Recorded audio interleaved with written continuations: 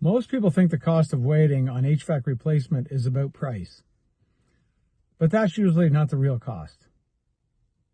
The real cost shows up in the way the decision gets made.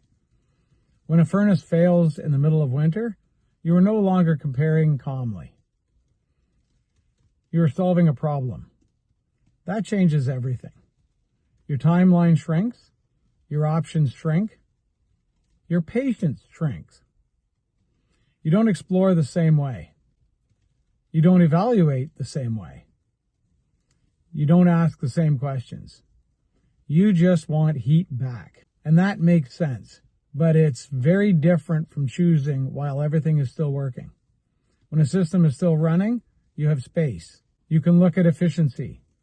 You can look at long-term plans. You can compare models. You can decide without pressure.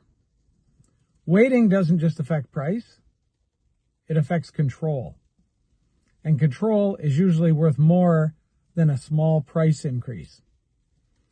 If you plan to stay in your home for the next 5 years or more, the question isn't, will I ever replace this? It's, when do I want to decide? Under pressure or with clarity? That's the real cost of waiting.